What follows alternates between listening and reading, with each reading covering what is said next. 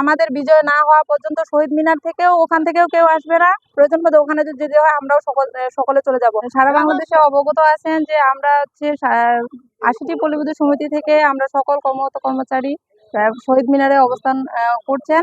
এবং আমরা যারা যেতে পারিনি, আমরা গতকালকে জানতে পেরেছি যে কিছু কুচুকুরি মহল আমাদেরকে জোর করে আমাদের স্যারদের যে ব্যানার টাঙানোর একটা কার্যক্রম হাতে নিয়েছিলেন, কিন্তু সেটা রুখতে আমরা যারা ঢাকায় অবস্থান করতে পারিনি তারা আমরা নিজ নিজ সদর উপজেলা থেকে আমরা এটা হচ্ছে প্রতিহত করার জন্য আজকে আমরা ঠাকুরগাঁও পল্লী বিদ্যুৎ সমিতি থেকে বিভিন্ন জোনাল অফিস থেকে আমরা এখানে সদরে উপস্থিত হচ্ছি এবং আমরা আমরা এটার সাথে সংহতি প্রকাশ একমত প্রকাশ করতেছি। এবং আমাদের বিজয় না হওয়া পর্যন্ত শহীদ মিনার থেকেও ওখান থেকেও কেউ আসবে না।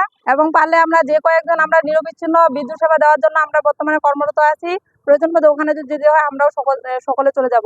আমরা সরকারের কাছে দৃষ্টি আকর্ষণ করতেছি, দ্রুত আমাদের সমস্যার সমাধান করুন যেন গ্রাহক সেবা দিতে পারি, ওখানে যেন আমাদেরকে সবাইকে যেতে না হয়।